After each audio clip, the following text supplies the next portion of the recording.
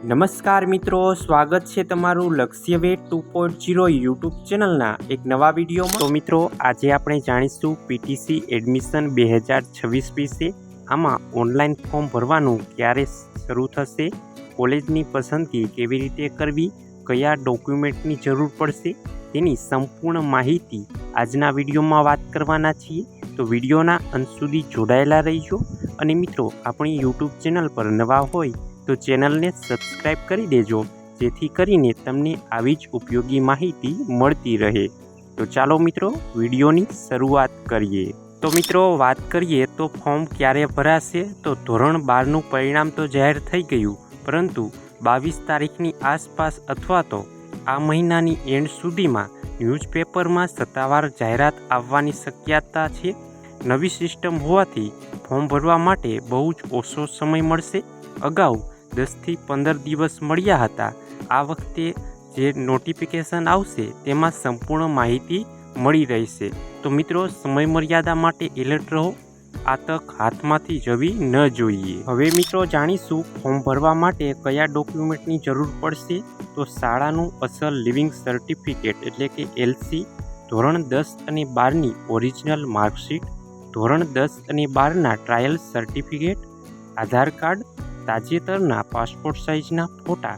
આ મિત્રો, ફોર્મ તારીખ આવે તેની રાહ જોયા વિના અત્યારથી જ તમે આ ડોક્યુમેન્ટ ભેગા કરીને રાખજો।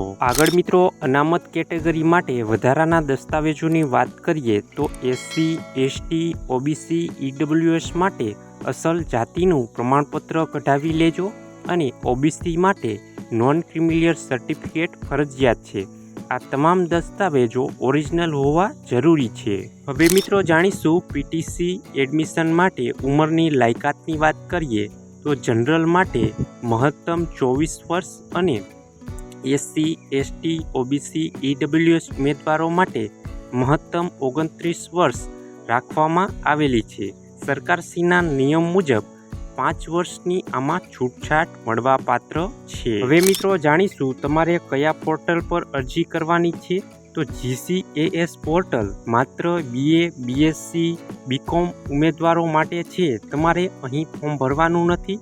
તમારે નવું ડેડિકેટેડ પીટીસી પોર્ટલ સરકાર દ્વારા અલગ પોર્ટલ આવશે, માત્ર આ નવા પોર્ટલ પર જ તમારે અરજી કરવાની રહેશે। હવે મિત્રો, જાણીશું નવી 100% ઓનલાઈન પ્રવેશ પ્રક્રિયા કેવી હશે। તો તમારે પોર્ટલ પર ધોરણ 12ના માર્ક્સ ભરવાના હશે। કોલેજની પસંદગી 1, 2, 3 એવી રીતે કોલેજની પસંદગી કરવાની હશે। પછી તમારી પ્રોવિઝનલ મેરિટની કોલેજ ફાળવણી કરવામાં આવશે, જેમાં તમારે મેરિટમાં નામ આવે એટલે ફાળવેલી કોલેજ પર રૂબરૂ જઈને અસલ દસ્તાવેજો અને ફી જમા કરવાની રહેશે। સીટ કન્ફર્મ કરવા માટે છેક ગાંધીનગર સુધીના ધક્કા હવેથી ખાવા જ પડશે નહીં। તો મિત્રો, સત્તાવાર જાહેરાતની સાથે જ કોલેજનું નવું અપડેટ થયેલું લિસ્ટ બહાર પાડવામાં આવશે। કઈ નવી કોલેજ ખુલી છે અને કઈ જૂની બંધ થઈ છે તેની લેટેસ્ટ માહિતી લિસ્ટમાં આપવામાં આવશે। તો મિત્રો, તમે આપણી યુટ્યુબ ચેનલને અત્યારે જ સબસ્ક્રાઈબ કરી દેજો, જેથી કરીને નવું લિસ્ટ જાહેર થાય એટલે અમે તમને જાણ કરીશું। તો મિત્રો, આ હતી આજની માહિતી। આવી જ અવનવી માહિતી જાણવા માટે આપણી યુટ્યુબ ચેનલને અત્યારે જ સબસ્ક્રાઈબ કરી લેજો અને નવી અપડેટ PDF મટીરિયલ માટે આપણી ટેલિગ્રામ ચેનલ અને વોટ્સએપ ચેનલમાં જોડાઈ જાઓ।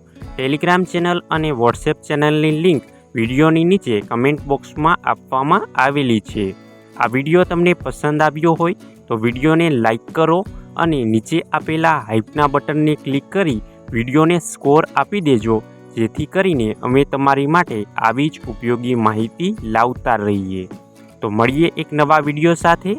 ત્યાં સુધી જય હિન્દ, જય ભારત।